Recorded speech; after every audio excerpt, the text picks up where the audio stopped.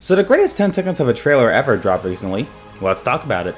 Yes, the trailer for the newest Spider-Man movie has dropped, and like many people, you don't care about most of it. Don't lie. Look, I'm not gonna sit here and pretend to be the MCU's biggest fan. I'm not. But when the ratio of comments of Raimi movies to MCU movies is like 1 to 5, you have to start admitting, yeah, maybe we're not here to see Tom Holland. It's been 17 years since we last seen Alfred Molina play the iconic movie role, and just seeing him again with the metal arms, hot damn. It reminds me a lot of the Force Awakens trailer where Harrison Ford came in and said, Chewie, we're home.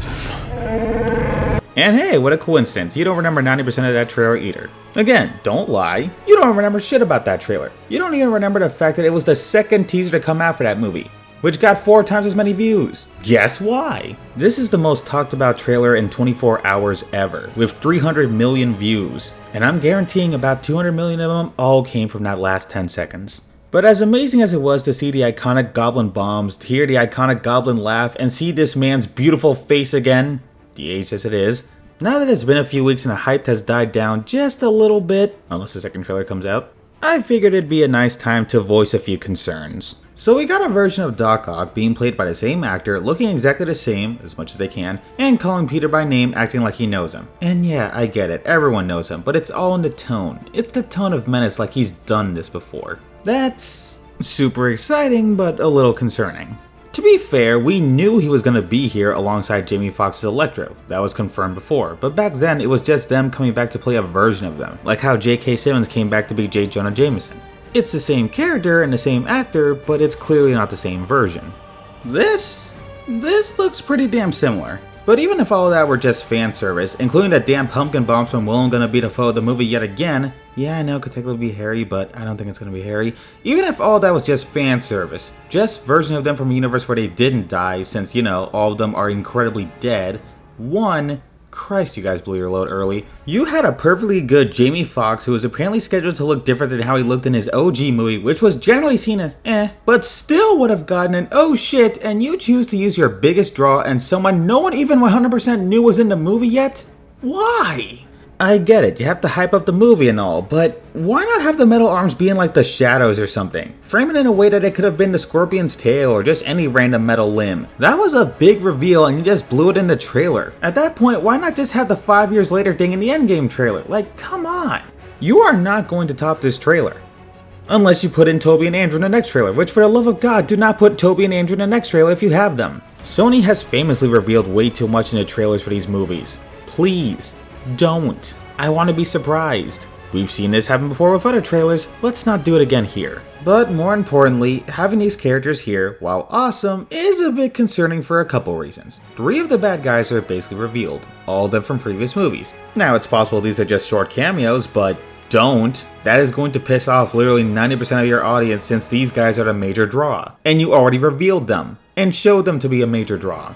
So, assuming these guys are the main bad guys of the movie, every major draw of this movie is going to be from an older, arguably better version of the same character franchise. Even if this is only half the main bad guy roster and they're going to make a Sinister Six movie, which, first, this should better be like 3 hours long so we get development for all these guys, but that means at the very least half of the bad guys are from older movies. Probably more. It feels like this new version of Spider-Man has been completely hijacked by the previous versions. Hell, the most memorable part of Far From Home was the J.K. Simmons cameo. He was there for like 30 seconds and that was way more memorable than most of the goddamn Vacation or whatever the hell the plot to that movie was. Now some of you might think that that's not that big a deal, and frankly, even I'm trying to convince myself that it's that big a deal, because I am totally fine seeing these characters again. In fact, I'm ecstatic.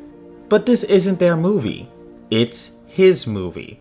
I like Tom Holland. He's a pretty good actor, he seems like a great guy, and I'm happy he got his big break, but this version of Peter has basically been a sidekick in his own movie since day one.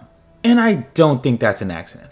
This version of Peter has been saved more times than Mary Jane in the Raimi trilogy. He's been shown to be overshadowed by other main Marvel characters, even though he's been shown to take on enemies just as strong or way stronger. His motivation for being Spider-Man, besides being the good guy, has been trying to impress Tony Stark and trying to get Fury off his back.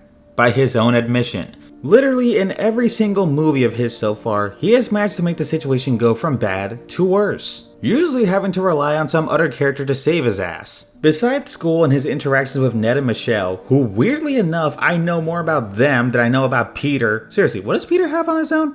Oh right, he collected old electronics that one time. Wasn't that memorable? Almost as memorable as the aunt who's weirdly enough become kind of a sex object in these movies for the other guys who are supposed to be looking out for Peter, or the side characters who are basically cruising on their own singular personality types. Okay, this is starting to become a criticism of the MCU Spider-Man, but you get my point. The other two showed them building their own stuff, having their own goals, living their own lives. Their side characters had their own lives. Their aunts had their own lives. Who is Aunt May in this version? Who's Peter? I've heard arguments that Disney is going for the slow burn with Spider-Man, but that slow burn thing seems kinda out the damn window with this movie. Dude is practically being thrown into a fire. A forest fire. Which he caused. Again!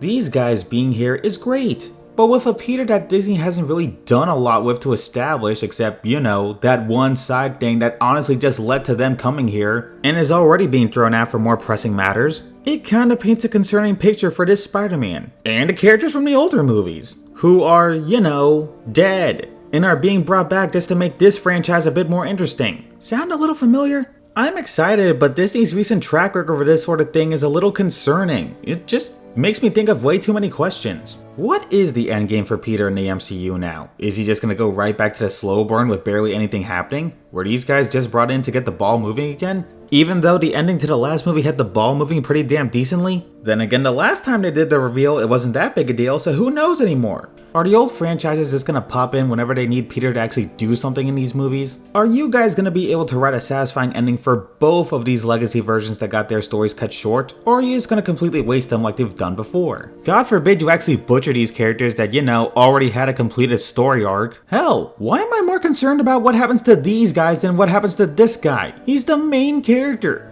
I'm not asking these questions because I think it was a bad idea to include them, but Spider-Man is my favorite superhero, and I want to see him done well. I want to see Tom Holland actually do stuff in his movies and not just have him be the guy that fixes things after he's made them worse. I don't want to see these guys and their stories just become training wheels for Tom since they can't make a more compelling story, but I guess only time will tell. At the very least, I can say this. Hey Sony, people are very clearly hyped for seeing these versions of Spider-Man and you still got the rights. You are sitting on an untapped gold mine of non-MCU related Spider-Man. Use it! I will watch Spider-Man 4 and the non-symbiote having cut of Spider-Man 3 100 times in theaters. Hell, fix up the Amazing Spider-Man 2 and we can go from there, you bastards! Don't waste this opportunity! Franchise!